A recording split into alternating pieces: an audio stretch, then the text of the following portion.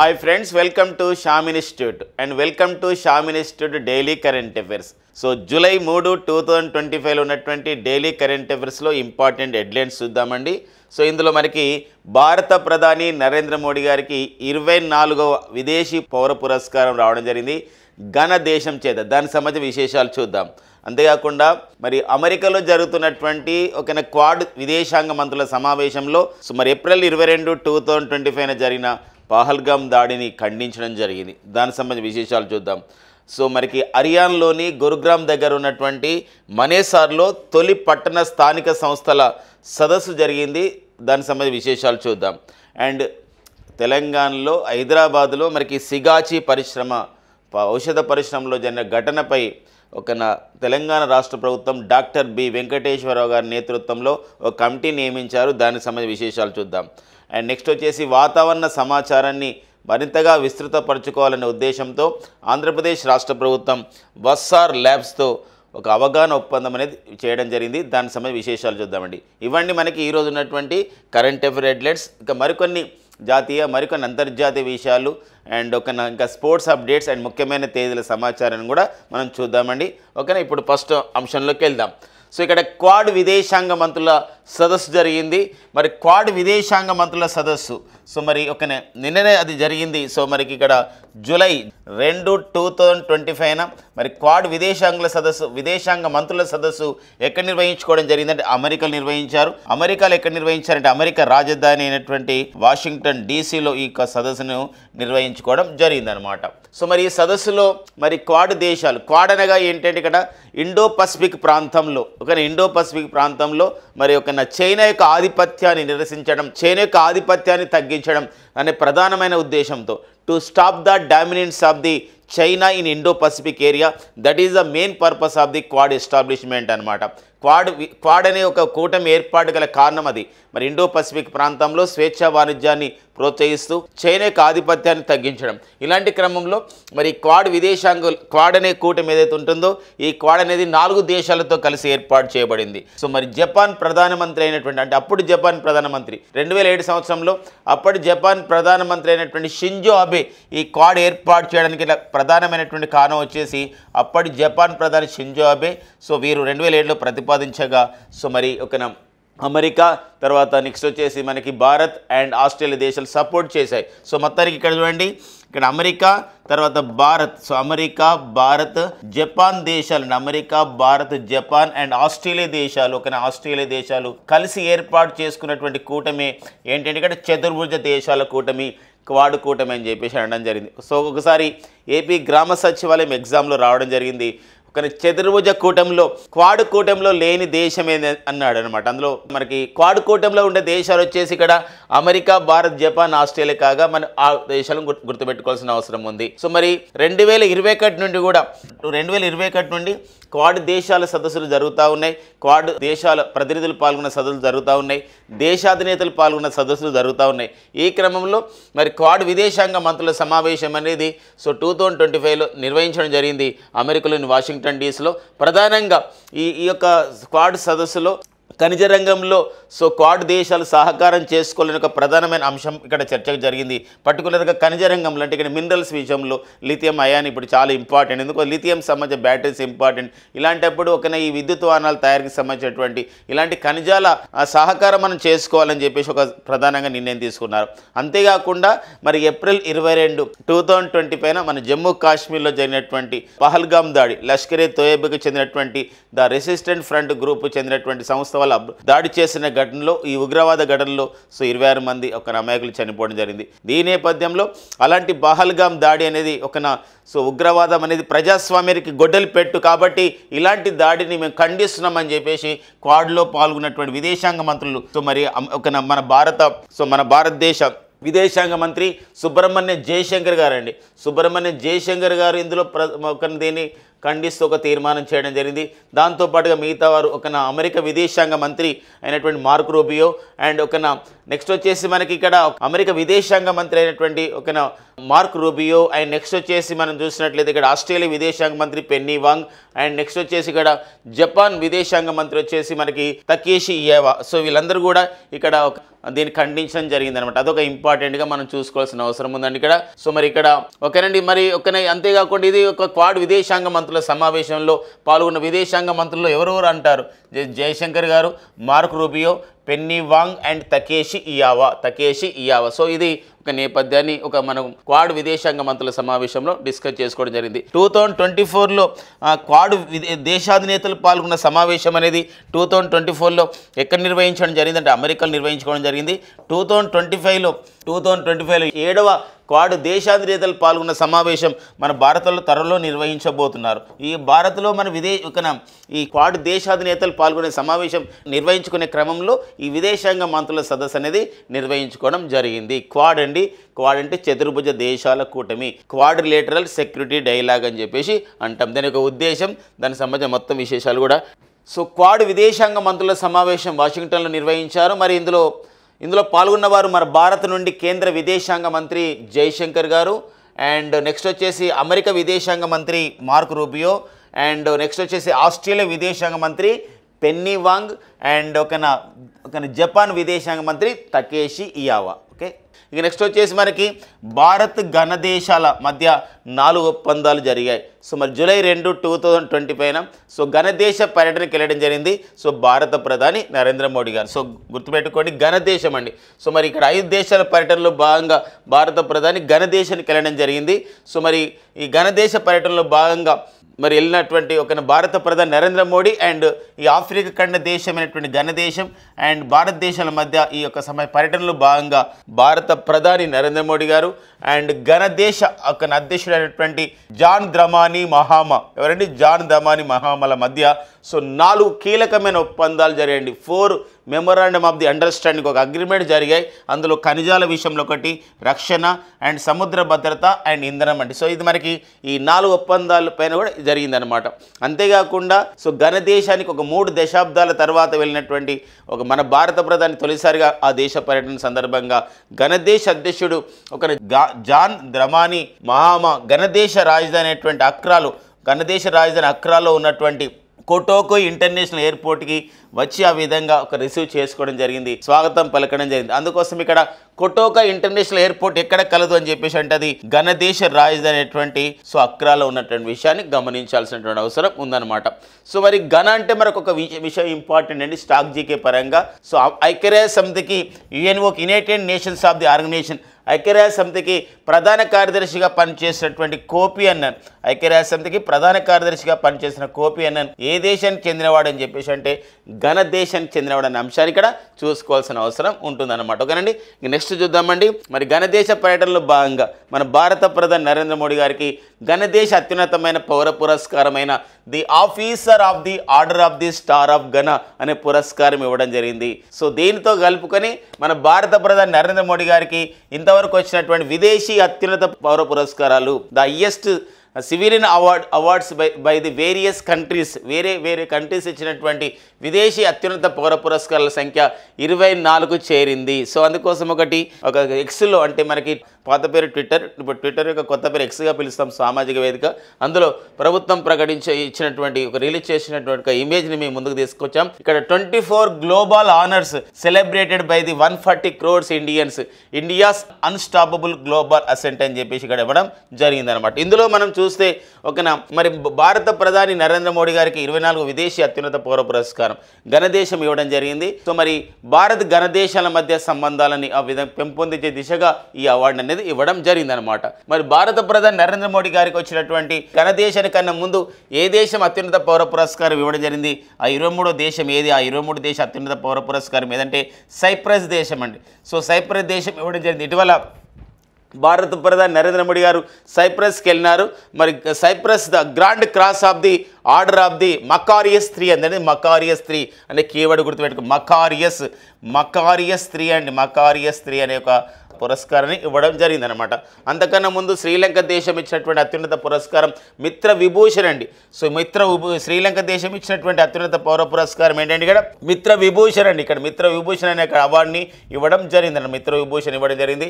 So అలాంటి నేపథ్యం అండి. దానికన్నా ముందు మారిషస్ దేశం అండి. మారిషస్ దేశం ఇచ్చినటువంటి అత్యున్నత పౌర పురస్కారం ఇవ్వడం జరిగింది. The grand commander of the order of the star and key of Indian Ocean అనే ఒక పేరుతో అవార్డు ఇవ్వడం. ఇండియన్ ఓషన్, ఇక్కడ కీ వర్డ్ ఏంది ఇండియన్ ఓషన్, అంటే హిందూ మహాసముద్ర దేశాలలో ఉన్నటువంటి ఒక అవార్డుగా మారిషస్ దేశ అవార్డుని భారత ప్రధాని నరేంద్ర మోడీ గారికి ఇవ్వడం జరిగిందనమాట. అంతకన్నా ముందు కువైట్ దేశానికి వెళ్ళారు.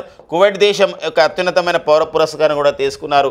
ఆ అవార్డు వచ్చేసి the order of the Mubarak of al Kabeer. ఒక order of the Mubarak of al Kabeer అని గుర్తుపెట్టుకోండి. ఆల్ కబీర్ అండి. Kuwait and Kabeer, Kuwait and Kabeer ఇలా గుర్తుపెట్టుకోండి. కువైట్ ఇచ్చినటువంటి అవార్డు ఆల్ కబీర్. మారిషస్ దేశం ఒక హిందూ మహాసముద్రం ఇండియన్ ఓషన్. శ్రీలంక మిత్ర విభూషణ్ అండ్ శ్రీలంక మన పక్కనే ఉంది కాబట్టి మన మిత్రుడిలాగా. సైప్రస్ మకారియస్, సైప్రస్ దేశం ఇచ్చిన అవార్డు మకారియస్. సైప్రస్ మకారియస్ అలా మనం గుర్తుపెట్టుకోవచ్చు. ఇలా కొంత మనకి ఇంపార్టెన్స్గా కొన్ని అవార్డ్స్ని తెలుసుకోవాల్సినటువంటి అవసరం ఉంది. అంటే 22వ పురస్కారం వచ్చేది మన భారత ప్రధాని నరేంద్ర మోడీకి వచ్చింది శ్రీలంక దేశం. 21వ పురస్కారం మారిషస్ అండ్ 21వ పురస్కారం వచ్చేసి కువైట్ దేశం అనేది ఇట్లా ఇవ్వడం జరిగిందనమాట. ఇలా అంతేకాకుండా రష్యా దేశానికి వెళ్ళినప్పుడు order of the Saint Andrews of the ఒక అపోజల్ అనే అవార్డు ఇవ్వడం జరిగింది. లాస్ట్ టైం మనకి బ్రిక్స్ సమావేశానికి వెళ్ళినప్పుడు ఇవ్వడం జరిగింది. నైజీరియా దేశం ఇచ్చింది అవార్డుని. Grand commander of the order అనే అవార్డు ఇవ్వడం జరిగింది. ఇలా గ్రీస్ దేశం, France, Egypt and republic of the Palau and Papua New Guinea, Fiji, Bhutan and America ప్రభుత్వం అండ్ అమెరికా కూడా ఇచ్చిందండి. ఏంది ఇక్కడ లీజన్ ఆఫ్ ది మెరిట్ అనే అవార్డు కూడా అమెరికా ఇవ్వడం జరిగింది. భూటాన్ ఇచ్చిన అవార్డు నగ్దగ్ పెల్గి కొర్లో, లేకపోతే order of the Druk Gyalpo అని చెప్పేసి అంటాం. అలా ఇవ్వడం బహ్రెయిన్ దేశం, మాల్దీవులు అండ్ యునైటెడ్ అరబ్ ఎమిరేట్స్ దేశం and Palestine, Afghanistan, Saudi Arabia అండి. సౌదీ అరేబియా ఇచ్చినటువంటి అవార్డే the order of the king Abdul Aziz అండి. The order of the king Abdul Aziz. ఇలా మొత్తం కూడా మరి 24 గ్లోబల్ ఆనర్స్ ఇవ్వడం జరిగింది. ఇన్ని అవార్డ్స్ ఇచ్చినప్పుడు ఏ దేశం ఇచ్చింది, ఏ దేశం ఇవ్వడం లేదు, అంటే ఈ దేశం ఇవ్వలేదు అనే క్వశ్చన్స్తో పాటుగా ఇంకా లాస్ట్గా చివరిగా వచ్చినటువంటి అవార్డ్స్ని మనం తెలుసుకోవాల్సినటువంటి అవసరం చాలా ఉంటుందండి. సో మరి 23rd సైప్రస్ ఇచ్చింది, 23rd country and 24th country ఇచ్చినటువంటి హైయెస్ట్ అవార్డు భారత ప్రధాని నరేంద్ర మోడీ గారికి వచ్చినటువంటి అవార్డు వచ్చేసి మనకి the officer of the order of the star of Ghana. ఎందుకోసం అవార్డులోనే ఘనా అనే పేరు ఉంది కాబట్టి మనం ఈజీగా ఐడెంటిఫై చేయడానికి ఉంటుంది. సో కాబట్టి ఏ దేశం ఇచ్చిందని అడగడానికి అవకాశం ఉంటుంది. 24 అత్యున్నత పౌర పురస్కారం, విదేశీ పౌర పురస్కారం భారత ప్రధాని నరేంద్ర మోడీ గారికి ఏ దేశం ఇచ్చిందని ఇప్పుడు ఘన దేశం ఇస్తుంది. మరి అలా కాకుండా the grand cross of the order of the Makarios 3 అనే అవార్డుని భారత ప్రధాని నరేంద్ర మోడీ గారికి ఏ దేశం ఇచ్చిందని ఇప్పుడు సైప్రస్. క్వశ్చన్ యొక్క స్టైల్ మనం అర్థం చేసుకోవాల్సిన అవసరం అనేది ఉంటుందండి. ఇది మనకి ఒక అవార్డుల విషయంలో వస్తున్నటువంటి టాపిక్. ఓకేనా, నెక్స్ట్ చూద్దామండి. అండ్ నెక్స్ట్ వచ్చేసి science and technology updates and defence point of వ్యూలో త్వరలోనే మన భారత్కి అపాచీ AH-64E యుద్ధ హెలికాప్టర్ని ఆ విధంగా ఇవ్వబోతుంది. యాక్చువల్గా అపాచీ యుద్ధ హెలికాప్టర్ని కొనుగోలు చేసే విషయంలో అండ్ భారత్ అండ్ అమెరికా దేశ విషయంలో అంటే భారత్ ఏ దేశం నుండి అపాచీ యుద్ధ హెలికాప్టర్ని కొనుగోలు చేస్తుంటే అమెరికా నుండి కొనుగోలు చేస్తుంది. సుమారుగా 5 సంవత్సరాల క్రితమే ఇలాంటి ఒక ఒప్పందం జరిగింది. 140 కోట్ల ఒప్పందం అనమాట. సుమారు ఆరు అపాచీ AH-64 ఒక యుద్ధ హెలికాప్టర్లు కావాలి. ఇది వేటి యొక్క అవసరం గురించి మనం కొనుగోలు చేస్తున్నామంటే భారత సైనిక అవసరం గురించి అండి. భారత సైనిక అవసరాల గురించి, భారతీయ మరి సైనిక అవసరం గురించి, సైనిక దళ అవసరం గురించి ఈ యొక్క అపాచీ 64E యుద్ధ హెలికాప్టర్ని కొనుగోలు చేస్తున్నాం. అయితే కొన్ని అనివార్య కారణాల వల్ల రాలేకపోతున్నాయి. ఇదే సంవత్సరంలో ఒక 3 యుద్ధ హెలికాప్టర్లను అపాచీని పంపిస్తున్నారు భారత సైనిక అవసరాల గురించి. మరో 3 తర్వాత పంపిస్తామని చెప్పేసి అమెరికా ప్రకటించడం జరిగింది. ఇది ఎందులో ప్రవేశపెట్టబోతున్నారంటే ఇండియన్ ఆర్మీ ఏవియేషన్ కోర్ అంటే భారత సైనిక దళాల అవసరానికి దీన్ని వినియోగించుకోవడం జరుగుతుందన్నమాట. గతంలోనే మన ఇండియన్ ఎయిర్ ఫోర్స్, మన భారత వైమానిక దళం వాళ్ళు 22 అపాచీ హెలికాప్టర్లు కొనుగోలు చేశారు. ఆల్రెడీ మన భారత వైమానిక దళంలో 22 అపాచీ యుద్ధ హెలికాప్టర్లు అనేది పనిచేస్తున్న నేపథ్యం అనమాట. వీటికి అదనంగా ఇప్పుడు భారత సైన్యంలో మరో 6 ఒక అపాచీ యుద్ధ హెలికాప్టర్లు తీసుకురావడం జరుగుతుంది. ఏ దేశం నుండి అంటే అమెరికా నుండి తీసుకురావడం జరుగుతుంది. ఇటీవల కాలంలో భారత్ ఒక అపాచీ యుద్ధ హెలికాప్టర్ని 6 కొనుగోలు చేసింది. ఒక 5 సంవత్సరాల కింద జరిగిన ఒప్పందంలో భాగంగా తీసుకున్నటువంటి ఆ యుద్ధ హెలికాప్టర్ని ఏ విభాగంలో, త్రివిధ దళాల్లోని ఏ విభాగంలో ప్రవేశపెడుతున్నారు అని చెప్పేసినప్పుడు రైట్ ఆన్సర్ వచ్చేసి ఇండియన్ ఆర్మీ ఏవియేషన్ కోర్లో ప్రవేశపెడుతున్నారు. ఆ విషయాన్ని గమనించాల్సినటువంటి అవసరం ఉందన్నమాట. దీంతో పాటుగా మరొక అంశం గమనించండి. మన భారత వాయుసేనలో 22 అపాచీ హెలికాప్టర్లు ఆల్రెడీ పనిచేస్తున్నాయి. అమెరికా నుండి గతంలో మనం చూసినట్లయితే C-130 అనే ఒక యుద్ధ విమానాలని, అంతేకాకుండా C-17 అనే యుద్ధ విమానాలని ఇవి మనం ఎక్కడ కొనుగోలు చేయడం జరిగిందంటే అమెరికా నుండి మన భారత్ కొనుగోలు చేయడం. అమెరికా నుండి భారత్ కొనుగోలు చేసిన యుద్ధ విమానాలు ఈ అపాచీ AH-64 అనేది యుద్ధ హెలికాప్టర్లు, ఇవి C-130 C-17 అనేది యుద్ధ విమానాలు, అవి యుద్ధ హెలికాప్టర్లు యుద్ధ విమానాలు. అంతేకాకుండా గతంలో మనం చూసినట్టయితే MH-60 అండి, MH-60R హెలికాప్టర్, సీహాక్ హెలికాప్టర్స్ అంటాం. ఇవి కూడా మనం ఎక్కడ కొనుగోలు చేసుకోవడం జరిగిందంటే అమెరికా నుండి కొనుగోలు చేసుకోవడం జరిగింది. అంతేకాకుండా హార్పూన్ మిజైల్స్ అండి, ఈ హార్పూన్ మిజైల్స్ని భారత్ ఎక్కడి నుంచి కొనుగోలు చేసుకుంది అని చెప్పేసి అంటే అది అమెరికా నుండి మనం కొనుగోలు చేసుకోవడం జరిగిందనమాట. అంతేకాకుండా చినూక్ హెలికాప్టర్స్ని మనం ఎక్కడి నుంచి కొనుగోలు చేసుకుంది భారత్ అని చెప్పేసి అంటే అమెరికా నుండి కొనుగోలు చేసుకోవడం జరిగింది. అంతేకాకుండా MQ అంటే భారత రక్షణ అవసరాల దృష్ట్యా MQ-9P ప్రెడేటర్స్ని, ఇలాంటి సంబంధించినటువంటి రక్షణ పరికరాలని కూడా మనం ఎక్కడి నుంచి కొనుగోలు చేసుకోవడం జరిగిందంటే కొనుగోలు చేసుకున్నామంటే అమెరికా నుండి కొనుగోలు చేసుకున్నాం. కాబట్టి అమెరికా నుండి భారత్ కొనుగోలు చేసుకున్నటువంటి ఆయుధ పరికరాల్లో ఏమేమి ఉన్నాయండి? ఒకటి C-130 C-17 ఇవి ఏంటి? యుద్ధ విమానాలు అమెరికా నుండి భారత్ కొనుగోలు చేసుకుంది. హార్పూన్ మిజైల్స్ అమెరికా నుండి భారత్, MH-60 అనే హెలికాప్టర్స్ అండ్ చినూక్ హెలికాప్టర్స్ ఎక్కడ కొనుగోలు చేసుకోవడం జరిగిందంటే భారత్ అమెరికా నుండి కొనుగోలు చేసుకుంది. అంతేకాకుండా భారత రక్షణ అవసరాలకు కావాల్సినటువంటి MQ-9B ప్రెడేటర్స్ని కూడా ఎక్కడి నుంచి కొనుగోలు చేసుకున్నామంటే మనం అమెరికా నుండి కొనుగోలు చేసుకోవడం జరిగిందనమాట. ఇలా నేపథ్యాన్ని మనం చూసుకోవాల్సిన అవసరం ఉంది. ఇటీవల కాలంలో రఫేల్ యుద్ధ విమానాలు అండి, రఫేల్ యుద్ధ విమానాలు కూడా మన భారత అవసరాల గురించి మనం తెచ్చుకుంటున్నాం. మరి రఫేల్ యుద్ధ విమానాలు రఫేల్ యుద్ధ విమానాలని ఏ దేశం నుండి మన భారత్ కొనుగోలు చేస్తుంది? మరి ఇందులో మన భారత వాయుసేనలో ఇండియన్ ఎయిర్ ఫోర్స్లో ఆల్రెడీ 36 రఫేల్ యుద్ధ విమానాలని ఆల్రెడీ తీసుకురావడం జరిగింది. మళ్ళీ ఇప్పుడు మన భారత నావికాదళ అవసరాల గురించి కూడా మరిన్ని రఫేల్ యుద్ధ విమానాలు కొనుగోలు చేసుకుంటున్న క్రమంలో రఫేల్ యుద్ధ విమానాలని భారత్ ఏ దేశం నుండి కొనుగోలు చేస్తుంది? మరి ఏ దేశం నుండి కొనుగోలు చేస్తుంది? ఒక్కసారి కామెంట్ చేసే ప్రయత్నం చేయండి. తద్వారా మనకి ఏమవుతుందంటే మరింతగా ప్రతి పాయింట్ విన్న వాళ్ళం మొత్తం అక్కడ స్పందించడం అనే ద్వారా ఒక క్లాస్ రూమ్ అట్మాస్ఫియర్ వస్తుంది. ఇది మనకి సైన్స్ అండ్ టెక్నికల్ అప్డేట్లో డిఫెన్స్ కిందకి ఈ సమాచారం వస్తుందన్నమాట. అండ్ నెక్స్ట్ వచ్చేసి కేంద్ర ఆరోగ్య శాఖ ఒక ప్రకటన చేసింది. ఆకస్మిక మరణాలకి కోవిడ్ వ్యాక్సిన్ కారణం కాదు అని చెప్పేసి. ఎందుకోసం అంటే ఇటీవల కాలంలో కర్ణాటక ముఖ్యమంత్రి సిద్ధరామయ్య గారు ఈ ప్రకటన చేశారు. దేశంలో కోవిడ్ వ్యాక్సిన్ వల్ల మరణాలు వస్తున్నాయని చెప్పేసి ఒక ప్రకటన నేపథ్యంలో కేంద్ర ఆరోగ్య శాఖ ఆకస్మిక మరణాలకి కోవిడ్ వ్యాక్సిన్ కారణం కాదు, ఇది ICMR వాళ్ళు మరి national centre for the disease control అని చెప్పేసి అంటే జాతీయ వ్యాధుల నియంత్రణ కేంద్రం వాళ్ళు and ICMR and Indian council for medical research వాళ్ళు సంయుక్త అధ్యయనం చేయడం జరిగింది. అంతేకాకుండా ICMR వాళ్ళు అండ్ నెక్స్ట్ వచ్చేసి ఇక్కడ ఢిల్లీలో ఉన్నటువంటి ఎయిమ్స్ వాళ్ళు కూడా అధ్యయనంలో యుక్త వయసు వారు ఆకస్మిక మరణాలకి కారణాల నిరూపణ ఏంటి, ఓన్లీ కోవిడా లేకపోతే కోవిడ్ వ్యాక్సినా లేకపోతే కోవిడ్ వ్యాక్సిన్ ఇట్లా తీసుకోవడమా అని చెప్పేసి అన్నప్పుడు వాళ్ళు కూడా అధ్యయనం చేస్తున్న క్రమం. ఇలాంటి అధ్యయనంలో ఆకస్మిక మరణాలకి కోవిడ్ వ్యాక్సిన్కి ఏం సంబంధం లేదు. జీవన శైలిలో వచ్చినటువంటి మార్పుల వలన, లైఫ్ స్టైల్ డిజార్డర్స్ వల్ల, జీవన శైలిలో మార్పుల వల్ల ఇలా జరుగుతుందని చెప్పేసి వీరి అధ్యయనం అనేది తెలియజేయడం జరిగిందనమాట. కాబట్టి ఎవరు అధ్యయనం చేశారు ఏంటి ఇక్కడ ఇంపార్టెంట్ అండి. ICMR అంటే ఏంటి? ICMR Indian council for the medical research ఒక కాంపిటేటివ్ ఎగ్జామ్స్కి ప్రిపేర్ అయ్యే క్రమంలో కొందరు కొన్ని సంస్థల యొక్క అధినేతల్ని చైర్మన్స్ని మనం నేర్చుకోవాలి. ICMR ఒకటండి అండ్ ఇస్రో ఒకటి, DRDO అండ్ CSIR అండి అండ్ ఇటీవల కాలంలో దీనికి తోడుగా ఐకార్ కూడా చేరిందండి. సో వీటికి సంబంధించినటువంటి అధినేతల్ని హెడ్ ఆఫ్ దిస్ ఇన్స్టిట్యూషన్స్ మనం నేర్చుకోవాలి. ICMR Indian council for the medical research, దీనికి డైరెక్టర్ జనరల్గా పనిచేస్తున్న వారు ఎవరండి? రాజీవ్ బెహల్ అండి. ఎవరండి? So Rajiv Behl garu. So Rajiv Behl. So the present ICMR Director General is Raju Behel. And what about the ISRO chairman and Indian Space Research Organization? వారు ఎవరండి? ఒక ఇస్రో చైర్మన్ వచ్చేసి డాక్టర్ వి నారాయణన్. ఎవరండి? డాక్టర్ వి నారాయణన్ గారు. సో ప్రజెంట్ ఇస్రో చైర్మన్ అని ఉన్నారు.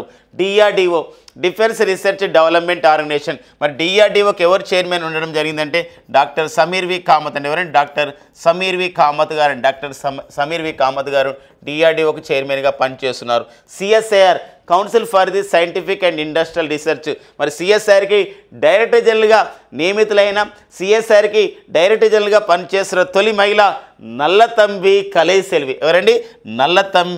నల్లతంబి అంటే బ్రదర్ అండి. నల్లతంబి కలైసెల్వి. సో మరి ఒక కలైసెల్వి పనిచేస్తున్న నేపథ్యం ఈ పదవిని చేపట్టిన తొలి మహిళ అనమాట. అండ్ నెక్స్ట్ వచ్చేసి ICAR Indian council for the agriculture research అండి. ప్రపంచంలో ఎవరికి సాధ్యం కాని నేపథ్యంలో ఒక అద్భుతమైన ప్రయోగం ఈ మధ్యలో చేయడం జరిగింది. ప్రపంచంలో తొలిసారిగా జీనోమ్ ఎడిటింగ్ రైస్ని అంటే వరి వంగడాలని అంటే డిఆర్ఆర్ దన్ 100 అని చెప్పేసి పూసా డిఎస్ అనే పేరుతో ప్రపంచంలో జీనోమ్ ఎడిటింగ్ ఒక వరి వంగడాలని సృష్టించినటువంటి సంస్థ ఐకార్. మరి Indian council for the agriculture research, మరి దీనికి డైరెక్టర్ జనరల్గా పనిచేస్తున్న వారు వచ్చేసి మంగీలాల్ జాట్ అండి. ఎవరండి? మంగీలాల్. సో మంగీలాల్ జాట్ అండి. మంగ్లీ కాదండి, మంగ్లీ అంటే మరి వారు ఒక సింగర్ అవుతారు. మంగీలాల్ జాట్ అనే వారి ఐకార్లో ఉండడం జరిగింది. ఐకార్ డైరెక్టర్ జనరల్గా గతంలో పనిచేసి ప్రజెంట్ ఇక్రిసాట్కి డైరెక్టర్ జనరల్గా నియమితులైన తొలి భారతీయుడిగా గుర్తించబడ్డారు. వారు ఎవరు తెలుసండి? హిమాన్షు పాఠక్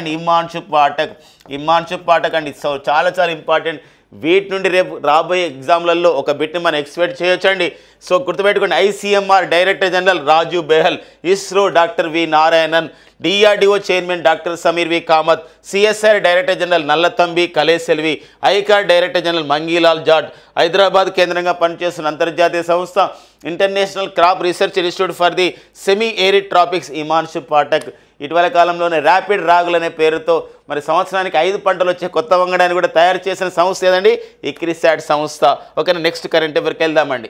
సో మనకు వాతావరణ సమాచారాన్ని మరింతగా అధ్యయనం చేసే క్రమంలో వాతావరణాన్ని అందజేయాలి. ఒక 2 days ముందే వాతావరణంలో ఎలాంటి మార్పులు వస్తున్నాయి ఇలాంటి సమాచారాన్ని అందించడానికి సీ ఫ్లడ్ అనే ఒక కార్యక్రమాన్ని ప్రారంభించడం జరిగింది. సీ ఫ్లడ్ అనే ఒక పోర్టల్ ప్రారంభించడం జరిగింది. కేంద్ర జలశక్తి మంత్రిత్వ శాఖ విడుదల చేయడం జరిగింది అనమాట. సీ ఫ్లడ్ అంటే వరదలు ఇలాంటి రావడం అనమాట. ఇలాంటి క్రమంలో సెంట్రల్ వాటర్ కమిషన్ అండి, జాతీయ జల సంఘం and centre for the development of advanced computing అనే సంస్థ అండ్ హైదరాబాద్లో ఉన్నటువంటి నేషనల్ రిమోట్ సెన్సింగ్ సెంటర్ ఈ సంస్థలు సంయుక్తంగా అభివృద్ధి చేశాయి. అంతేకాకుండా ఇందులో సీడాక్ అభివృద్ధి చేస్తున్నటువంటి సీడాక్ కార్యక్రమమైనటువంటి national super computing mission and ministry of the information technology and department of the science and technology ఇన్ని సంస్థలు సంయుక్తంగా సీ ఫ్లడ్ అనే ఒక కార్యక్రమాన్ని ప్రారంభించడం జరిగింది. వాతావరణ అధ్యయనాన్ని సరైన దిశలో ఇవ్వాలి. ఎందుకోసం ఇక్కడ ఐఎండి మన ఇండియన్ మెటీరియలాజికల్ డిపార్ట్మెంట్ ఉంది. మరి భారత వాతావరణ శాఖ ఏర్పాటు చేయబడి 150 సంవత్సరాలు అవుతున్న నేపథ్యం ఉంది. ఇలాంటి క్రమంలో మరింత సాంకేతికతను మనం వాడాలి. మరింత సాంకేతికత వాడడం ద్వారా సో మరి ఒక సీ ఫ్లడ్ ద్వారా ఈ సీ ఫ్లడ్ అనే పోర్టల్ ద్వారా వాతావరణ సమాచారాన్ని ముందస్తుగానే 2 days ముందుగానే తెలుసుకొని చాలా జాగ్రత్త చర్యలు చేపట్టడం జరగాలన్నమాట. ఇది వరదల నియంత్రణ కానివ్వండి, లేకపోతే వరదలు వచ్చినప్పుడు ప్రాణ అండ్ ఆస్తి నష్టాలని కాపాడుకునే ప్రధానమైన ఉద్దేశంతో మరి సెంట్రల్ వాటర్ కమిషన్ జాతీయ జల సంఘం అని చెప్పేసి అంటే మరి జాతీయ జల సంఘానికి ప్రజెంట్ మనకి ముఖేష్ కుమార్ మీనా గారు దీనికి అధ్యక్షుడిగా ఉన్న నేపథ్యాన్ని మనం డిస్కస్ చేసుకోవడం జరిగింది. సీడెక్ అనే సంస్థ centre for the development of the advanced computing ఈ సంస్థ ఎక్కడ కలదంటే పూణేలో ఉందండి. అండ్ నేషనల్ రిమోటింగ్ సెన్సింగ్ సెంటర్ అని చెప్పేసి అంటాం. మరి ఇది ఇస్రోకి అనుబంధంగా పనిచేసిన సంస్థ నేషనల్ రిమోట్ సెన్సింగ్ సెంటర్. ఈ సంస్థ ఎక్కడ కలదని చెప్పేసి అంటే హైదరాబాద్లో ఉంది. మరి ఈ సంస్థలు సంయుక్తంగా ఈ సీ ఫ్లడ్ అనే ఒక పోర్టల్ని ఏర్పాటు చేసుకోవడం జరిగింది. మరి ఈ విషయాన్ని గమనించండి. ఒకనే కేంద్ర జలశక్తి శాఖ ఏర్పాటు చేసింది. మరి యూనియన్ జలశక్తి మినిస్టర్గా మరి 2019లో ఏర్పాటు చేయబడ్డ శాఖ కేంద్ర జలశక్తి శాఖ. 2019లో ఏర్పాటు చేయబడ్డ కేంద్ర జలశక్తి శాఖకి ప్రజెంట్ మంత్రి ఎవరున్నారని చెప్పేసి అంటే వారే the present union minister for the union Jal Shakti అంటే సిఆర్ పాటిల్ గారండి. ఓకేనా, నెక్స్ట్ చూద్దాం. నెక్స్ట్ కరెంట్ అఫైర్ అండి. మనకి జాతీయ అంశాలు సదస్సులలో ఇది మీకు ఇంపార్టెంట్ అండ్ మొదటిది కాబట్టి సూపర్లేటివ్స్ కింద కూడా వస్తుంది. First national level conference of the chairperson of urban local bodies అంటే ఇక్కడ ఒక మొదటి జాతీయ పట్టణ స్థానిక సంస్థల సదస్సు అండి. పట్టణ స్థానిక సంస్థల సదస్సుని నిర్వహిస్తున్నారండి. ఎక్కడ నిర్వహిస్తున్నారు ఈ సదస్సుని? పట్టణ స్థానిక సంస్థల సదస్సుని ఎక్కడ నిర్వహిస్తున్నారు 2025 అని చెప్పేసి అంటే ఇది మనకి గురుగ్రామ్లో హర్యానా రాష్ట్రంలోని గురుగ్రామ్లో ఈ సదస్సు నిర్వహిస్తున్నారు. మానేసార్లో గురుగ్రామ్ దగ్గర ఉన్నటువంటి మానేసార్లో నిర్వహిస్తున్నారు. దీనికి మన ప్రస్తుత లోకసభ స్పీకర్ అండి ఎవరండి వారు? ఓం బిర్లా గారు. మరి రాజస్థాన్లోని కోటా అనే ఒక లోకసభ నియోజకవర్గం నుండి గెలిచడం జరిగింది ఓం బిర్లా గారు. దీన్ని ప్రారంభించబోతున్నారు. అంతేకాకుండా హర్యానా ముఖ్యమంత్రి అయినటువంటి నయబ్ సింగ్ షేని ఇందులో పాల్గొనడం జరుగుతున్న నేపథ్యాన్ని గమనించాలండి. ఇది మనకి అంతేకాకుండా కేంద్ర ministry for the housing and urban development కేంద్ర గృహ నిర్మాణ పట్టణాభివృద్ధి శాఖ మంత్రి అయినటువంటి మనోహర్ లాల్ ఖట్టర్ అండి ఎవరండి? మనోహర్ లాల్ ఖట్టర్. ఒకప్పుడు ఇది హర్యానా ముఖ్యమంత్రి కూడా పనిచేశారు. వారు కూడా దీనికి హాజరు కావడం జరుగుతుందండి. ఇది మనకి ప్రారంభిస్తున్నారు అనమాట. ఇది ఒక నేపథ్యం. మరి రేపు ఇది ముగింపు సమావేశం జరుగుతుంది. ఈ ముగింపు సమావేశంలో హర్యానా రాష్ట్ర గవర్నర్ మన తెలంగాణకు చెందిన వారు బండారు దత్తాత్రేయ గారు ఎవరండి? బండారు దత్తాత్రేయ గారు హాజరవుతున్నటువంటి నేపథ్యం మన ముగింపు సమావేశానికి. అంటే పట్టణ స్థానిక సంస్థల అభివృద్ధి విషయంలో ఈ సదస్సు జరుగుతుంది. మొదటి సదస్సు కాబట్టి ఇంపార్టెంట్గా ఉంటుందండి. జాతీయ అంశాలు సదస్సులు అనే ఒక టాపిక్లో ఇది ఇంపార్టెంట్ కరెంట్ అఫైర్స్లో మనం ప్రెస్ ఇన్ఫర్మేషన్ బ్యూరో నుండి ఇలాంటి సమాచారాన్ని ఇవ్వడం జరుగుతుందన్నమాట. నెక్స్ట్ చూద్దామండి. నెక్స్ట్ మనకి botanical survey of India, zoological survey of India వాళ్ళు తయారు చేసిన ఒక నివేదికని ministry of the forest and environment climate change అంటే కేంద్ర అటవీ పర్యావరణ శాఖ వాళ్ళు విడుదల చేయడం జరిగింది. ఏంటా నివేదిక అంటే యాన్యువల్ బయోడైవర్సిటీ రిపోర్ట్ అంటే వార్షిక జీవ వైవిధ్య నివేదిక అని అంటారండి. వార్షిక జీవ వైవిధ్య నివేదిక. మరి వార్షిక జీవ వైవిధ్య నివేదిక 2024 ప్రత్యేకత చూద్దామండి. మన దేశంలో ప్రత్యేకత ఏంటి అని చెప్పేసి అంటే ఇక్కడ మనకి ఒక జువలాజికల్ సర్వే ఆఫ్ ఇండియా నివేదిక ప్రకారం ఇది మరి రెండు కూడా zoological survey of India, botanical survey of India రెండు కూడా మన కోల్కతాలో ఉంటాయి. దీని ప్రకారం మనం చూసినట్లయితే కొత్తగా మన భారతదేశంలో గుర్తించారు 2024లో కొన్ని జీవజాతుల్ని. అందులో 683 జీవజాతుల్ని ఫౌనా అంటే అనేది జీవజాతులు అంటే లివింగ్ ఆర్గనిజమ్స్ అని అర్థం వస్తుంది, యానిమల్స్ అని అర్థం వస్తుంది. ఇలా ఫౌనల్ స్పీసీస్ని గుర్తించడం జరిగింది. అంటే జీవజాతులు అంటే పర్టికులర్గా చూసినట్లయితే యానిమల్స్. ప్లోరల్ అంటే ఇక్కడ ఏంటంటే ప్లాంట్స్ అనమాట. ఈ ప్లాంట్స్ ఎన్ని జాతులను గుర్తించారంటే ఇక్కడ 433 గుర్తించడం జరిగింది. ఇది యానిమల్ డిస్కవరీస్ అంటే ఇన్ని అండ్ ప్లాంట్ డిస్కవరీస్ 2024లో 433, యానిమల్స్ వచ్చేసి 633 కొత్త జాతులను గుర్తించడం జరిగింది. మరి ఇలా ఇచ్చినటువంటి రిపోర్ట్ ప్రకారం ఏ రాష్ట్రంలో ఎక్కువగా ఫౌనల్ స్పీసీస్, ఏ రాష్ట్రంలో ఎక్కువగా ప్లోరల్ స్పీసీస్ అంటే ఏ రాష్ట్రంలో ఎక్కువగా జంతుజాలను గుర్తించారు, ఏ రాష్ట్రంలో ఎక్కువగా మొక్కలకు సంబంధించినటువంటి ఆ జాతులను గుర్తించడం జరిగింది అంటే అది కేరళలో రెండిట్లలో కూడా కేరళలో ఎక్కువగా ఉండడం జరిగిందనమాట. వెరీ ఇంపార్టెంట్ అండి.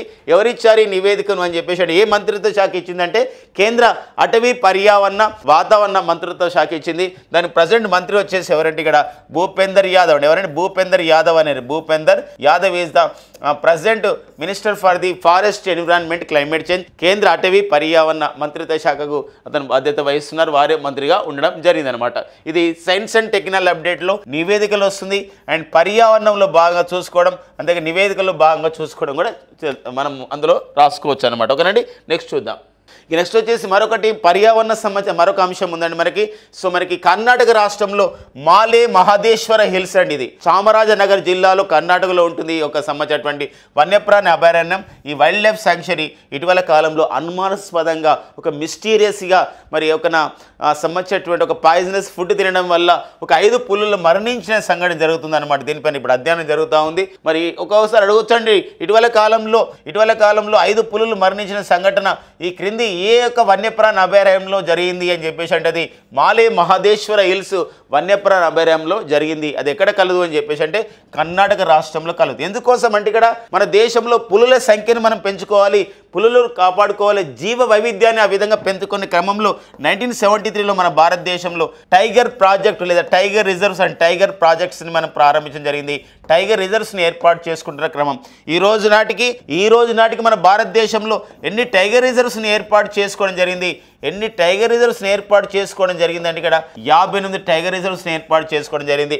మరి 58 టైగర్ రిజర్వ్గా ప్రకటించబడింది మరి మాధవ్గఢ్ టైగర్ రిజర్వ్ అండి. ఇటీవల మరి మాధవ్గఢ్ టైగర్ రిజర్వ్ మన భారతదేశంలో ఏర్పాటు చేయబడ్డటువంటి ఒక 58వ టైగర్ రిజర్వ్, 58వ పులుల అభయారణ్యం. మరి 58వ పులుల అభయారణ్యమైనటువంటి మాధవ్ టైగర్ రిజర్వ్ అనేది ఎక్కడ కలదు అంటే మధ్యప్రదేశ్ రాష్ట్రంలో ఉంది. ఇంతకన్నా ముందు 57వ టైగర్ రిజర్వ్ అయినటువంటి రతాపాని టైగర్ రిజర్వ్ ఎక్కడ కలదు అని చెప్పేసి అంటే అది ఎక్కడ ఉందండి మనకు అది అది కూడా మనకి ఒక మధ్యప్రదేశ్ రాష్ట్రంలో ఉన్న నేపథ్యం.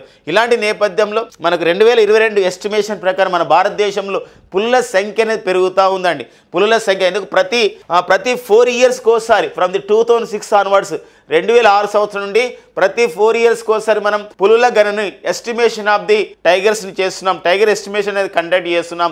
మరి ministry of the forest environment క్లైమేట్ చేంజ్లో ఉన్నటువంటి wildlife institute of India, national tigers conservation authority వాళ్ళు చేస్తున్నటువంటి ఈ నివేదిక ప్రకారం మన భారతదేశంలో పులులు అనేది పెరుగుతూ ఉన్నాయి. 2022 ఎస్టిమేషన్ ప్రకారం కూడా 3167 పులులు ఉన్నాయండి.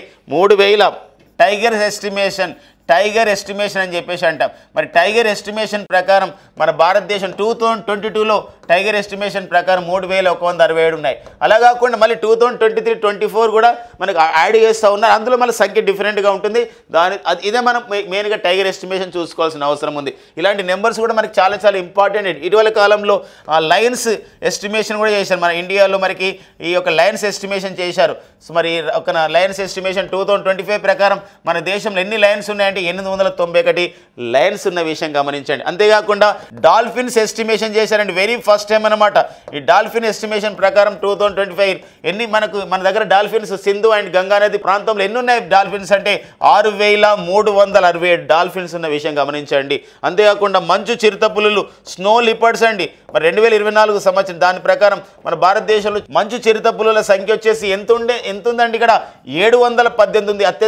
అత్యధికంగా మంచు చిరుతపులులు ఎక్కడ ఉన్నాయని చెప్పేసి అంటే అది స్నో లిపర్డ్స్ లడఖ్లో ఉన్నాయి. మరి ఇటీవల కాలంలో మంచు చిరుతపులని ఒక దేశం జాతీయ జంతువుగా ప్రకటించుకుంది కిర్గిజిస్తాన్ దేశం అనమాట. ఇలాంటి నేపథ్యాన్ని కూడా మనం గుర్తుపెట్టుకోవాల్సిన అవసరం ఉంటుంది కాంపిటీషన్ పాయింట్ ట్యాబ్లో. ఇక నెక్స్ట్ వచ్చేసి మనకి July 3 అండి. ఒక ఇంపార్టెన్స్ ఉంది. ఇది మనకి అంటే ఐక్యరాజ్య సమితి లాంటి సంస్థలు ఇది అధికారికంగా ప్రకటించలేదు. కొన్ని స్వచ్ఛంద సంస్థలు, కొన్ని పర్యావరణం గురించి పాటుపడుతున్న సంస్థలు ఈ యొక్క డేని ప్రకటించడం జరిగింది. అదే international plastic bag free day అని చెప్పేసి ప్రకటించడం జరిగింది. July 3 అండి. July 3 ఈ రోజునే జరుపుకుంటారు. మరి ఎలాంటి ఇతివృత్తాలు అయితే ఇవ్వలేదు. ఇది ఒక ప్రైవేట్ సంస్థలు కాబట్టి మరి అది చాలా జాగ్రత్తగా మనం చూసుకోవాల్సిన అవసరం ఉంటుంది. మరి మన భారతదేశంలో అయితే 2022లో July 1, 2022లో సింగిల్ యూజ్డ్ ప్లాస్టిక్స్ని మొత్తం కూడా బ్యాన్ చేయడం జరిగిందండి. భారతదేశంలో తొలిసారిగా సింగిల్ యూజ్డ్ ప్లాస్టిక్ ఐటమ్స్ని బ్యాన్ చేసినటువంటి నిషేధించినటువంటి తొలి రాష్ట్రం 1998లో ఏ రాష్ట్రం అంటే సిక్కిం రాష్ట్రం అండి. ఇదే సిక్కిం రాష్ట్రం ఘనతను సాధించడం జరిగింది.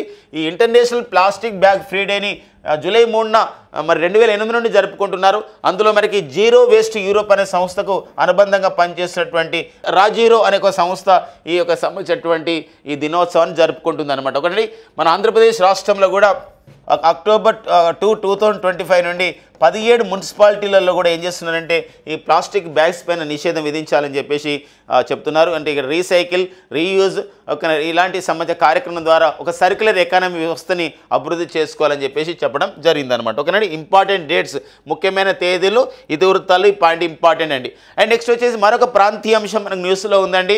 మరి తెలంగాణకు సంబంధించిన అంశం కమిటీల విషయంలో ఒక ఇంపార్టెంట్గా ఉంటుంది. తెలంగాణకు సంబంధించిన అంశము అండ్ కమిటీల విషయం అండి. ఏంటి ఇక్కడ అంటే డాక్టర్ బి వెంకటేశ్వరరావు కమిటీ అండి. సిగాచి పరిశ్రమ దుర్ఘటన పైన హైదరాబాదు సమీపాన ఉన్నటువంటి సంగారెడ్డి జిల్లా అండి. ఇక్కడ సంగారెడ్డి జిల్లా పటాన్చేరులో పాష మైలారం ప్రాంతంలో మరి ఒక సంబంధించినటువంటి ఔషధ పరిశ్రమ, సిగాజ్ పరిశ్రమ, గుజరాత్కి చెందినటువంటి పరిశ్రమ. మరి ఈ పరిశ్రమలో పేలులు జరిగాయి, రియాక్టర్ పేలిన సంఘటనలో సుమారుగా చాలా పదుల సంఖ్యలో ఇక్కడ చనిపోయిన నేపథ్యం అనమాట.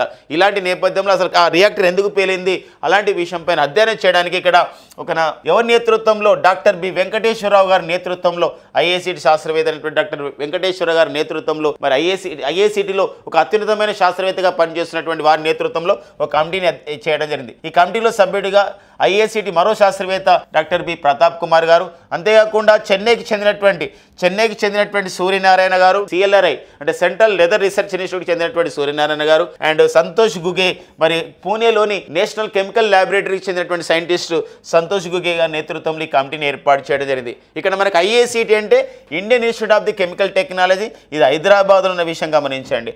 CLRI central leather research institute, ఇది చెన్నైలో ఉన్న విషయం గమనించండి. అండ్ నేషనల్ కెమికల్ ల్యాబొరేటరీస్ అనేది వివిధ ప్లేసులలో ఉంటున్నాయి, బట్ ఇక్కడ పూణే అనేది ఒకటి గుర్తుపెట్టుకోండి. సో ఇదనమాట ఓకేనా డాక్టర్ బి వెంకటేశ్వరరావు గారి కమిటీ అనమాట. ఓకేనా ఏ విషయంలో చేశారు చూద్దామండి. అండ్ నెక్స్ట్ వచ్చేది తెలంగాణ రాష్ట్రంలో ఈ డాటా ఎక్స్చేంజ్ విషయంలో, డాటాని మనకు తెలిసినటువంటి ఏదైతే ఈ డిజిటల్ విప్లవంలో డాటా అనేది ఎంతో కీలకంగా ఉంటుంది.